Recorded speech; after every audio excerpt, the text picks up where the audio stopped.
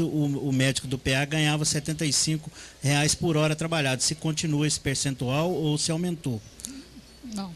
Está falando que continua antenado lá, acompanhando. O nosso plantão, né, do pronto atendimento, ele continua o mesmo valor desde quando a gente começou aqui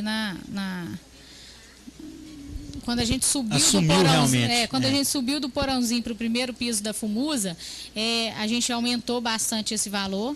Inclusive eu levo puxão de orelha nas reuniões do secretário toda vez que a gente vai falar de valor de plantão, porque o nosso plantão é um valor bem mais alto que os plantões da região. Então o pessoal fala assim, não tem jeito de arrumar médico não, porque todo mundo fica comparando com você e aí fica difícil para nós. Então o valor permanece. Inclusive aproveitar e mandar um abraço para os médicos lá do PA também. O Dr. Luiz Henrique, que eu conheço pessoalmente, que é uma pessoa que sempre está acompanhando a gente aqui, sempre comenta, sempre onde a gente encontra, ele fala do nosso trabalho e gosta bastante do nosso trabalho, e é um médico que tem sido bem aceito pela população. Sim. Temos lá também o Dr. Carlos, né? Dr. Carlos. E quem mais? Hoje nós temos atendendo no pronto atendimento o Zé Ovídio, Carlos Franco, Luiz Henrique, tem o Dr. Marcelo de Formiga, que faz um plantão de 6 horas por semana, e o Dr. Luiz Rolando também está atendendo pronto atendimento. Ele já atendeu, ficou um tempo afastado e voltou a fazer o atendimento agora. Veja bem, quando nós levamos o pronto atendimento lá para o Hospital Municipal, a demanda era menor do que é hoje, né? Agora, durante a semana, boa parte, né, só quando a gente não consegue, de repente, o profissional, mas durante 6 horas por dia, a gente tem 2 médicos no pronto atendimento, fazendo pronto atendimento. Então, por exemplo, eu tenho um médico que faz 24 horas sempre, né? E durante todos os dias da semana, de segunda a sexta, tem um segundo médico, ele faz o horário de pico. Então, o médico, eles é que sabem qual que é o horário de pico naquele dia. De dia para dia, para você ter uma ideia. Então, se o pico de segunda-feira é de 7 a 1, tem 2 médicos de 7 a 1. Aí, se em algum dia você for não ter os 2 médicos, tiver acumulado, é porque às vezes você não achou o profissional, né? Porque o profissional médico hoje não é tão fácil você achar profissional para fazer plantão. Não é todo médico que tenha disposição para fazer plantão de pronto atendimento, que é pesado, né? É muito atendimento. Então, às vezes, a gente tem a disponibilidade contratual para ter 2 médicos durante 6 horas numa manhã ou numa tarde, e às vezes um ou outro dia a gente não consegue ter os 2. Mas normalmente, de segunda a sexta, tem 2 médicos nos horários de pico no plantão. Bacana isso, é importante. Lembrando aí que o doutor Luiz Henrique, falando dele, foi eleito como médico pelo Mérito Empresarial, né? Tivemos a oportunidade de encontrar ele lá e estava bem satisfeito da população ter votado. Sim. E ter reconhecido o trabalho dele. Ele tem uma aceitação uma pessoa boa. Dedicada, né? Fica. Sim. Lá. E tem perfil para trata todo mundo bem, muito perfil. Alegre, isso. Né? Então é isso aí. Não tirando o mérito dos outros, mas comentando sobre isso, porque realmente... Na verdade, eu vou até fazer justiça aqui com os demais, né? O Luiz faz plantões, boa parte dos dias da semana, o plantão é do Luiz Henrique. E aí ele faz uma dobradinha, que a outra boa parte dos plantões noturnos é do Dr. Carlos Franco. Também é super pesado, você fazer 12 horas durante a noite, né? E aí tem o Dr. Zé Ovídio, que faz alguns dias aí para dar uma folguinha para os 2 aí poder dormir em casa ou ter uma folga, né? E o doutor Luiz Rolando faz o segundo médico ou supre a ausência de qualquer um desses 2, e o doutor Marcelo também faz o segundo médico. Então, na verdade, é difícil você achar profissional que tenha perfil de pronto atendimento. Uhum. Porque o pronto atendimento, você pensa... Quando você trabalha numa clínica de especialidade, você vai saber que lá vai aparecer, por exemplo, se você é ortopedista, vai aparecer só ortopedia. Lá no PA, não. Lá no PA aparece ortopedia, pediatria, todas cardiologia, aparece tudo. Então, tem que ter perfil, tem que gostar daquilo lá para fazer bem feito. E eu agradeço a Deus todos os dias por a gente estar com uma equipe só há mais tempo. Por quê?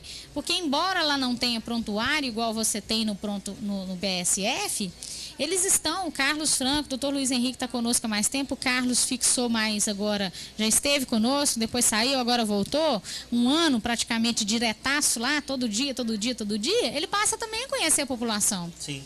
né? Então, por exemplo, às vezes chega uma pessoa que tem problema de diabetes, né? Só de olhar, fala assim, olha, já mede a glicose, por quê? Porque você já passa a conhecer o paciente também. Porque fica lá todos os dias, né? Então você passa a conhecer mais a população. É um diferencial que a gente tem também no nosso pronto atendimento. É uma equipe fixa, sempre atendendo lá, que isso é bom para a população pode ter mais confiança, né? É importante conhecer o médico, né? Isso. O Nelson Moraes, um abraço para o Nelson Moraes, está participando conosco aí. Nelsinho é também nosso parceiro, frequentador importante do portal, né?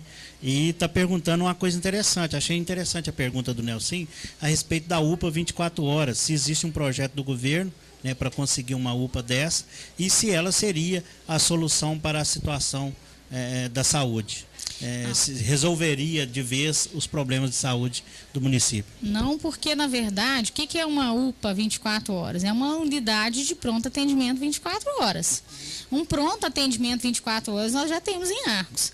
A UPA, ela teria um financiamento de construção do governo federal, que normalmente não dá para fazer tudo, e depois ela tem um custeio. Mas tudo que o governo te oferece de produto, ele tem uma contrapartida depois que é bastante complicada, né? Você tem eu não sei dizer para o Nelson agora, né? Porque também eu até tenho uma cabeça boa para números, mas para não errar, eu não vou falar os números, né? Você tem critérios populacionais para você colocar uma UPA no seu município, e aquele critério populacional, se você não atinge, você fica obrigado a atender a região. Né? Então, o que eu estou buscando, né, e o que a gente está buscando sempre junto ao poder público, é para que o poder público federal financie as unidades de pronto atendimento que a gente já tem. Não justifica a gente construir um outro lugar com as características da UPA 24 horas do governo federal, pegar aquele pronto atendimento que já existe e levar para lá. Então, quer dizer, é mais uma unidade, é mais um custo fixo, né? Porque quando você abre outros serviços, principalmente em prédios diferentes, você aumenta o custo da manutenção daquilo. Porque, por exemplo, eu não teria como levar para uma UPA 24 horas o meu serviço de mamografia. Eu não teria como levar para a UPA 24 horas o meu serviço de urologia. Então, eu teria que manter a minha estrutura que eu tenho lá do Hospital Municipal e abrir uma nova estrutura para fazer o pronto atendimento 24 horas, que é a unidade de pronto atendimento. Então, não vejo que uma UPA 24 horas seria a solução para Arcos nesse momento, não. Porque o financiamento que o governo manda, o governo federal, ele não dá para o custeio dessa UPA e ele te exige, você tem que ter... por exemplo, tem a UPA tipo 1 que você tem que ter um médico generalista 24 horas, isso nós já temos. Mas você teria que ter também um pediatra 24 horas. E isso não seria bom? Seria ótimo para a população arcoense, mas você não atenderia só Arcos, você teria que atender uma região maior. Né? Depois, eu não sei, eu vejo sempre o Nelson, né, nas postagens do portal. Se eu tiver a oportunidade, até faço uma postagem específica para ele, para dizer desses critérios, mas não vejo que seja a solução nesse momento, não. Ok. A Lúcia está perguntando quando que será o processo seletivo ou concurso público, não sei, aquele que saiu no jornal. Pois é, na verdade a gente teve aí já um processo longo, né, de aprovação da legislação, e aí houve, né, o Ministério Público, ele está envolvido nessa questão do processo seletivo, então esse processo não tem data ainda para acontecer, porque tem questões burocráticas a serem resolvidas, e isso é tudo peticionado, tudo direitinho. Mas a hora que for sair, enquanto não sai, né, já saiu a lista dos cargos, já saiu o que vai ser processo seletivo, o que vai ser concurso, né, naquela aprovação da legislação, é um tempo que quem está interessado em realizar o processo tem para poder ir se preparando e chegar lá em ponto de bala e ser aprovado. Ok. Vamos mais rapidinho aqui com as perguntas, que estão chegando muitas perguntas e já passou do horário da gente encerrar. Né? Eu falo demais, né, Jaime? O Chico Bento está falando que tomara que o dentista chegue logo, né? Lá, provavelmente ele deve morar próximo de um PSF que ainda não tem dentista, que é os que você falou que vão, né, receber. Uhum. O Paulo Sérgio está reclamando do PSF do Planalto, né? Está falando, pedindo mais uma vez, que é uma questão aí bem polêmica, né? Do PSF do Planalto. Tem um nosso amigo aqui que se identificou como independente, está falando que todas as Santa Casas são deficitárias, porque o SUS não paga os custos e é um problema crônico. Infelizmente, se o país não aumentar, o investimento em saúde nunca vai deixar de ser. Por isso, a curto prazo, o município deve ajudar a Santa Casa, porque essa instituição doa a quem doer, é o único hospital da cidade. Então, está falando que esse problema aí não vai ser resolvido sem a ajuda da prefeitura. Né? Mas você já disse que o prefeito baiano não tem intenção de fazer, por enquanto, nenhuma ajuda direta em dinheiro para a prefeitura. Não é que não tem intenção, né? A ajuda em dinheiro a gente já dá através da subvenção. O que a gente não tem é como assumir a solução desse problema, que é um problema independente. Isso. A pessoa que se identificou aí como independente falou, é uma realidade, né? O que o SUS paga, eu falei mais cedo que o SUS paga R$535 por uma cirurgia de amígdala, que também não paga os custos, eu disse isso no início. Isso é público, é notório, isso está nos jornais, isso está nas revistas, né? Quando você digitar SUS aí, você vai ver essa questão do subfinanciamento de saúde. O que tem que ser feito, né? O poder público aí, de um modo geral, e as pessoas têm que buscar essa melhora no financiamento do SUS, né, junto a quem tem que melhorar, que é numa escala superior, né? Isso tem sido feito. Nós temos feito, por exemplo, na nossa macro-região aqui, faz reuniões lá através da IMM, temos feito uma pressão no Antônio Jorge em questões de leito, em questões de aumento de financiamento, né, de melhorar esse valor de AIH, e é isso que tem que ser feito para melhorar como um todo. Ok, beleza. Vamos ler aqui a questão está falando mais da questão da Santa Casa, mas você já falou, né, que é o Lincoln Antônio, falando a respeito da falência da Santa Casa. Você já disse, né, que é um problema crônico, mas a prefeitura tem feito a parte que lhe é cabida, né, que lhe é permitida. O Decepcionado, que também é um frequentador assíduo aqui, está falando que o baiano não deve deixar o salário da enfermagem como está, porque senão ele vai perder votos pra caramba.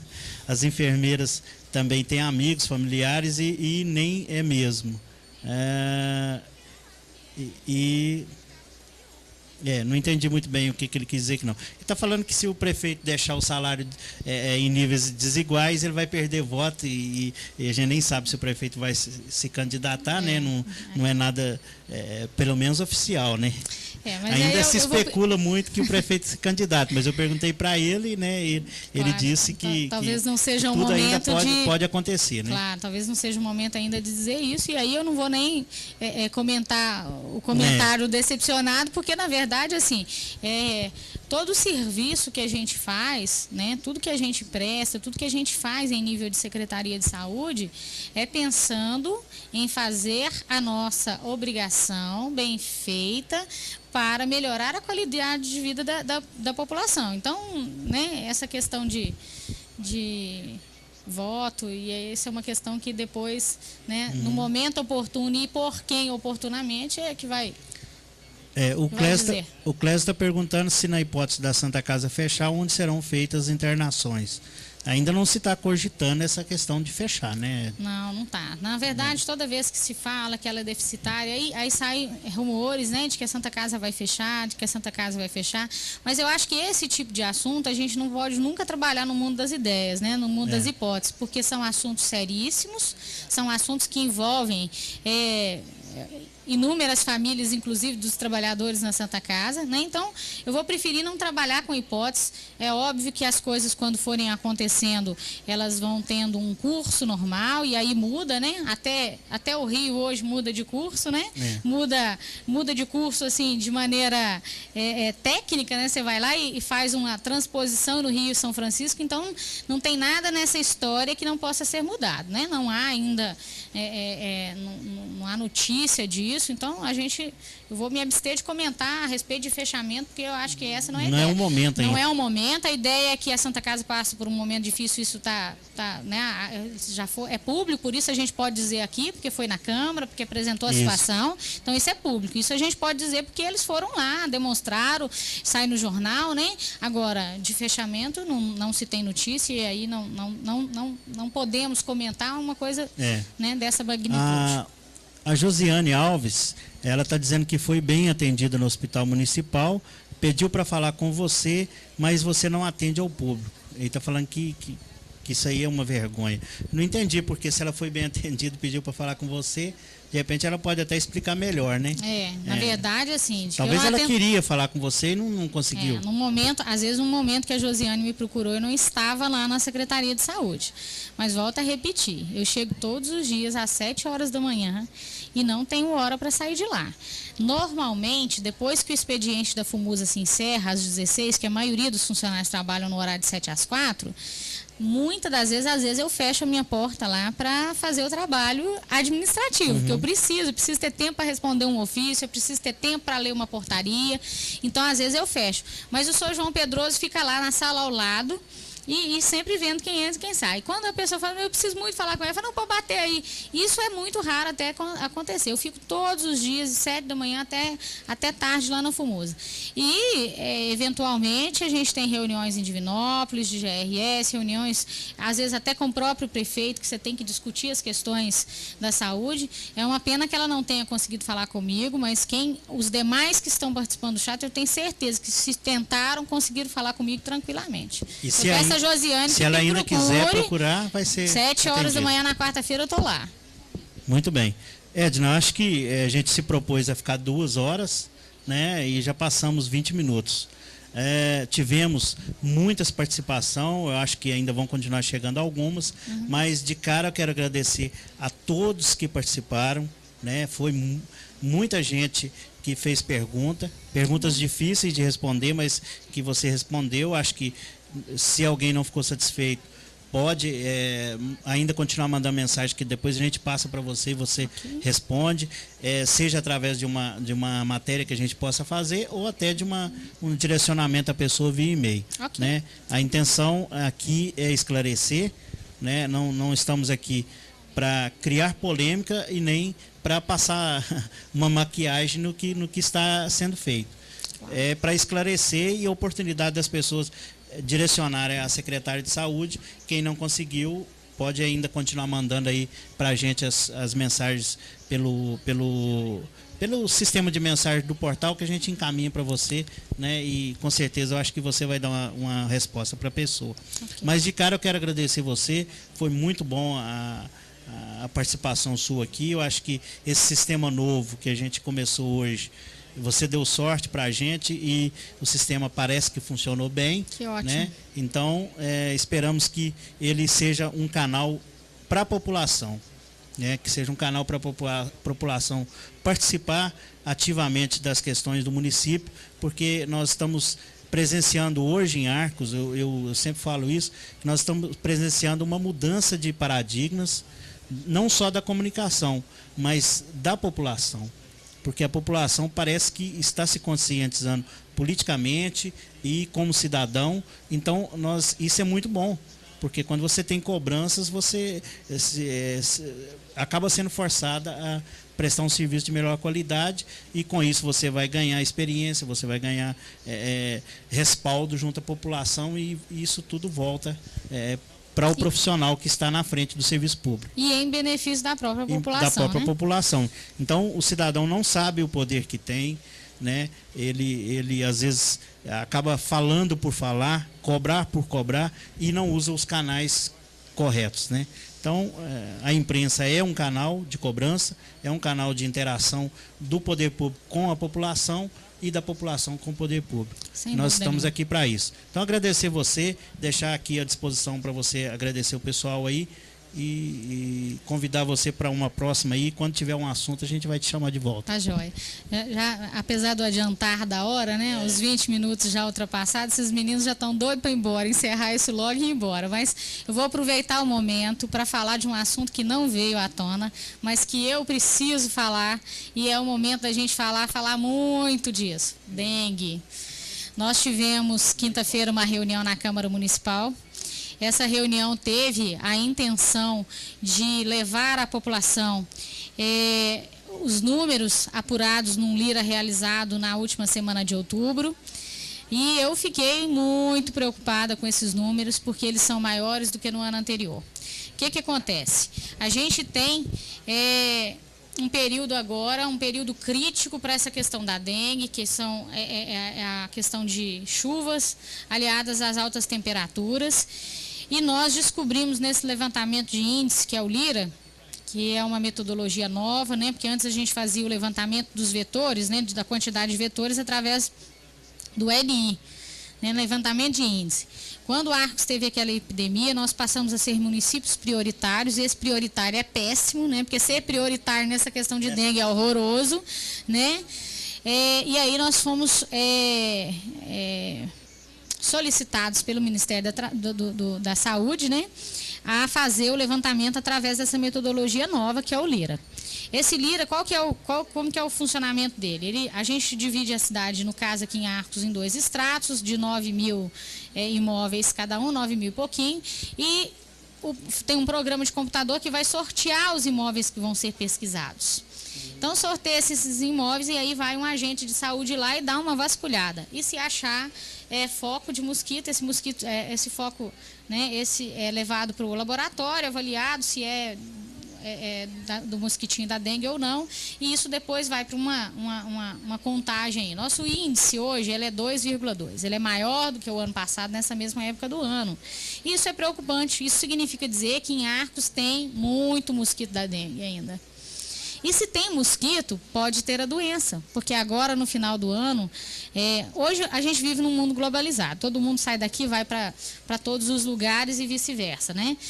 Nós já temos cidades na nossa região que tem a doença. Então, se algum arcoense vai numa cidade que tem a doença, chega lá, o mosquitinho pica, ele fica doente. Aí chega em Arcos, um mosquitinho de Arcos, que ainda não está doente, porque não tem a circulação do vírus, pica essa pessoa, a doença começa a se espalhar através disso aí.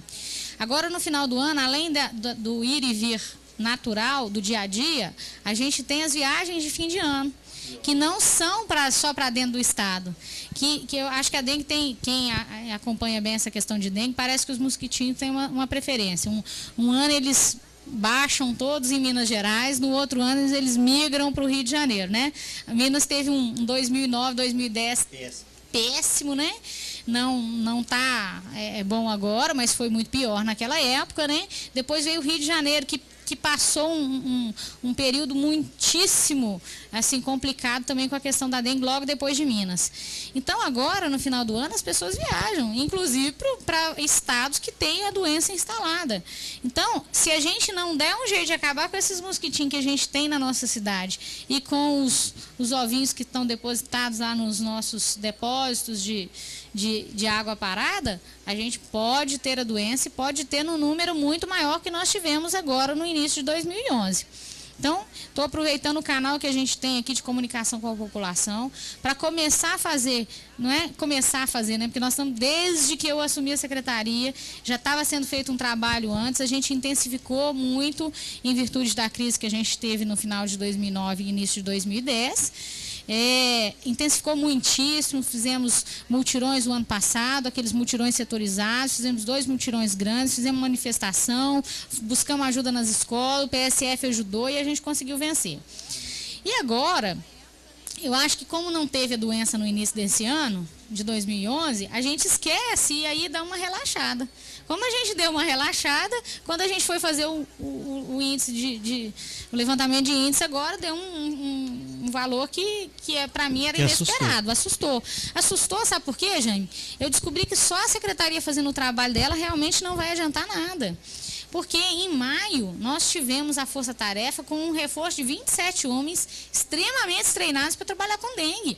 Maio, nós temos aí 4 meses depois e eu estou com índice de infestação alto. Então, quer dizer, aquele trabalho feito pelos agentes da FUNASA que vieram com a Força Tarefa surtiu efeito naquele momento. Agora já deixou de surtir, por quê? Porque de repente não houve aí um trabalho de manutenção, e eu não estou falando de trabalho de manutenção da nossa secretaria, não, da própria população. Porque depois tiveram os mutirões, né? Continuaram os mutirões. Nós fizemos 12 mutirões já esse ano. Depois, olha para você ver, veio a Força Tarefa, fez aquele limpa, trocou material reciclável por leite. Aí, em agosto, nós fizemos mutirões setorizados em todos os bairros da cidade. E agora eu fui fazer um levantamento da 2,2. Então, é preocupante. Eu quero agradecer muito a população que nos ajudou no final de 2010, início de 2011. E essa batalha a gente venceu, porque graças a Deus nós tivemos 33 notificações com uma que foi agora em outubro, 5 só positivas, né? Então, a gente conseguiu interromper a transmissão da doença, foi um sucesso e a população, eu reconheço que a população ajudou demais. Mas tenho que pedir para a população continuar nos ajudando. Né? Esse ano, diferente do ano passado, eu vou conseguir fazer 6 ciclos focais, ou seja, nossos agentes vão visitar a casa da pessoa 6 vezes durante o ano. Em 2010 eu não consegui fazer, mas em 2010 eu não consegui fazer 6 ciclos e o índice era menor do que agora. Então, pedir a população para amanhã, né, quem está nos assistindo aí, para amanhã acordar mais cedo, 10 minutinhos, dar uma vistoriada no quintal e começar a falar nisso de novo, como a gente fez no ano passado, até de uma maneira assim, enfadonha e enjoativa, mas tem que ser desse jeito mesmo, porque para a gente vencer mais essa batalha desse ano, né? O mote da campanha estadual do ano passado era Agora é Guerra, todos contra a dengue, né? Então, uma guerra não se faz só com uma batalha, e sim com várias batalhas. Nós já vencemos, com um soldado só também. E nem com um soldado só. Nós já vencemos a batalha de 2010, 2011, né? Final de 2010 e início de 2011, e espero vencer a de final de 2011 e início de 2012 com a ajuda da população. Fechando a questão da dengue, agradecer a participação, agradecer a maneira com que as pessoas se dirigiram aqui nas perguntas, né? De maneira bem tranquila, né? Quem está insatisfeito, mas colocou as coisas de uma maneira que a gente pode esclarecer e de repente satisfazer a pessoa que está do outro lado. Dizer mais uma vez que nós estamos à disposição da população na Secretaria de Saúde. Se tiver com dificuldade, liga para a Elisinha, agenda, né? Não tem necessidade de agendar, eu estou lá o tempo inteiro, atendo sem agendamento, mas vai que foi lá um dia, não me encontrou, eu falo, não, então liga para ela e marca um dia para eu poder atender. A gente pode eu vou estar lá deixar o telefone da FUMUSA? Pode, 37 3351 1875. 1875, né? O pessoal que precisar de agendar qualquer coisa ou tirar qualquer dúvida, vai ligar no 1875, não é isso? Isso, pode ficar à vontade. Agradecer a todo mundo e dizer que foi tranquilo, foi prazeroso e eu gostei da oportunidade de repente esclarecer assuntos que estão aí à tona o tempo todo, né? Isso mesmo, realmente acho que é importante o funcionário público, né, o agente público, vez ou outra ter esse contato com a população, que realmente acho que às vezes ficam tantos assuntos aí em forma de boatos, né, que você acaba não tendo oportunidade de se pronunciar com relação a isso. Sem dúvida. E aqui é uma oportunidade e, se Deus quiser, nós vamos atingir muita gente. Nós atingimos hoje e muita gente nós ainda vamos atingir, porque essa gravação será reprisada, então as pessoas terão a oportunidade de assistir, quem não pôde assistir hoje. Okay. Tá? Agradecer vocês. Eu só não vou terminar aqui antes de agradecer a presença de um grande amigo, né, que está parabenizando a gente, é o nosso amigo Rômulo, lá da Credinvest. Também, hoje realmente muita gente ilustre, né? O Rômulo é uma pessoa ilustre, um batalhador, um empresário realmente que tem despontado aí na cidade e está acompanhando a gente lá com toda a sua equipe. Está falando aqui a respeito de um projeto dele, depois vou passar, Rômulo, para a nossa secretária, né? Não vou ler aqui o projeto, mas vou passar para ela e de repente alguma coisa aí que a Credinvest pode ajudar no sentido de melhorar alguma coisa na saúde. Mas de cara, agradecer o Rômulo aí pelo carinho, pela atenção com a nossa equipe aí, que realmente é um grande é um grande lutador no mundo empresarial aí em Arcos. E agradecer você que acompanhou a gente. Acho que realmente, né, Renato? Hoje foi muito bom. A gente melhorou, a ferramenta funcionou bem. O nosso receio é de que houvesse algum problema com a ferramenta. A gente já tinha feito vários testes, mas sabe como que é a informática, né? E dizer a você que na próxima segunda-feira nós estaremos de volta com um novo convidado, né?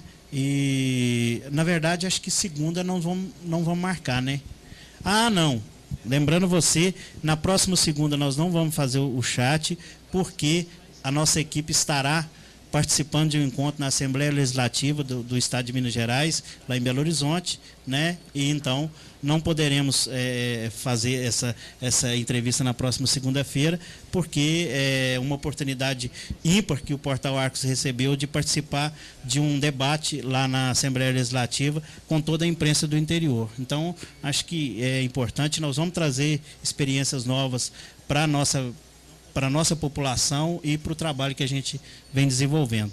Então, para você, muito obrigado pela participação e até o próximo videochat aqui no Portal Arcos. Você continua com a programação da Rádio PCN até o restante da noite aí.